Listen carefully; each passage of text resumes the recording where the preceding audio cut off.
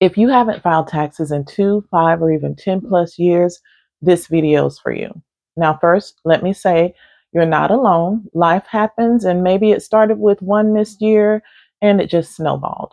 Maybe you're overwhelmed and unsure of what to do, and you thought you'd get around to it eventually. Now you're anxious and feeling it's too big of a problem to solve. But the truth is, it's absolutely not too late to take back control. In this video, we'll talk about what happens when you continue not to file, but also the steps you can take, whether you're an individual or a business owner, to finally get caught up without losing sleep and breaking the bank. Let's start with the good news. The IRS has a policy called Policy Statement 5-133. This says that in most cases, they only require the last 6 years of tax returns to be filed in order to consider you in good standing. So, unless there's fraud or other unusual circumstances, they don't demand returns from decades ago. This is a huge relief for most people who are overwhelmed just thinking about how far back they've fallen behind. Here's why this matters. If you don't file, the IRS might eventually do it for you by filing a substitute for return, or an SFR. An SFR is a tax return the IRS prepares on your behalf using the income they know about, like your W-2s or your 1099s. But the problem is they don't include deductions, business expenses, or credits that you may be eligible for. This means they usually calculate a much higher bill than you actually owe. And then it gets worse because they might not use the correct filing status or ignore your dependents, even leave out any itemized deductions. And if you're self employed, they'll assume your income is profit without subtracting any of your legitimate business costs. Then, once that SFR return is processed, it triggers penalties, interest, and potential collections. Now let's talk about those penalties. First is the failure to file penalty, and it's typically 5% of your unpaid tax per month, up to a maximum of 25% of the amount you owe. There's also the failure to pay penalty, which adds another 0.5% per month. And then piled on top of both of those is interest. So altogether, they could amount to nearly 50% of your original tax bill if you wait long enough. Now, that's a heavy price to pay for procrastination. Now, what if you can't afford to pay what you owe? That's okay. The IRS offers payment plans like installment agreements where you can pay monthly over time. There's also the Offer and Compromise program, which lets some people settle their debt for less than the full amount. If you're facing serious hardship, you may qualify for currently not collectible status, which temporarily stops collections. And if this is your first time falling behind, you could qualify for first time penalty abatement or even reasonable cause relief if you have a valid explanation, like a serious illness, a natural disaster, or some other personal hardship. On the flip side, if you don't owe and are due a refund, you only have 3 years from the original deadline to claim that refund. After that, the IRS keeps the money.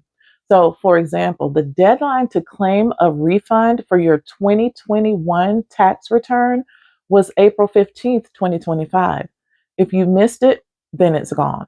So don't wait, especially if you suspect you were due a refund.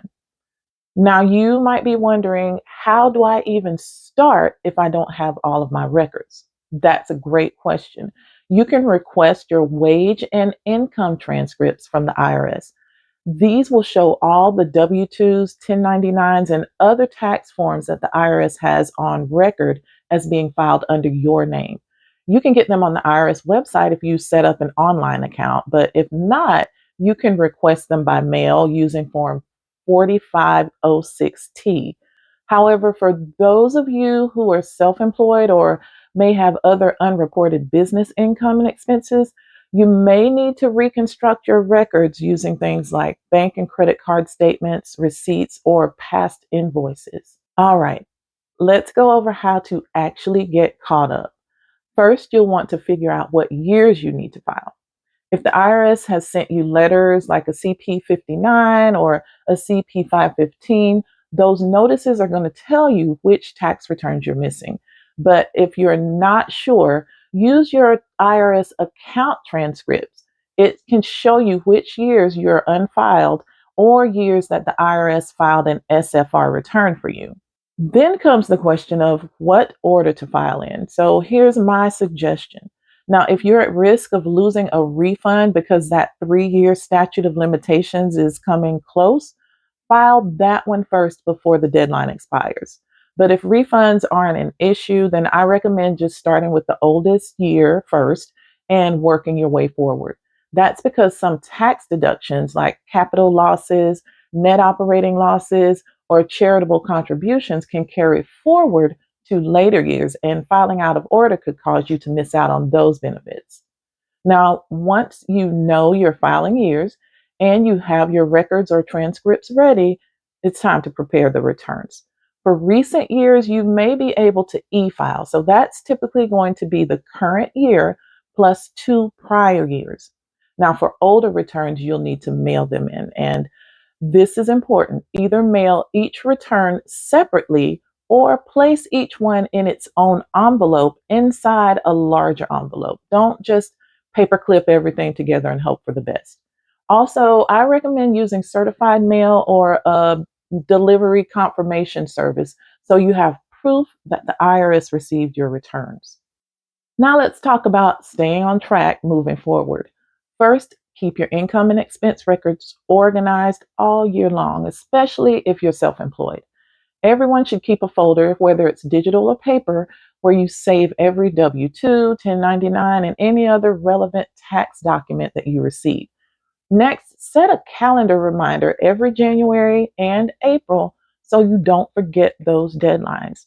And then, even if you can't pay, always file your return on time because filing helps you avoid the most costly penalties and gives you more flexibility later. Before I wrap up, I want to mention some unexpected consequences of not filing your tax returns. So, not filing your tax returns could affect your ability to get a mortgage, to refinance, take out a business loan, and it could also block you from receiving financial aid for school. And you could miss out on government stimulus programs like we saw during the pandemic. And if you're self employed, not reporting income means you may lose out on Social Security credits you need for retirement. Look, I know it can be scary to face years of unfiled taxes, but I also know the relief and confidence that comes when you finally tackle it and get caught up. If you're ready to take that first step, there's a link beneath this video where you can schedule a call. I'm here to help. We can pull your transcripts, create a step-by-step filing plan, and walk with you through it every step of the way. So book a call below and let's get you caught up and moving forward. This is Tasha with West Financial Services, LLC. Like, subscribe, and follow us for more tax strategy and education for individuals and small businesses.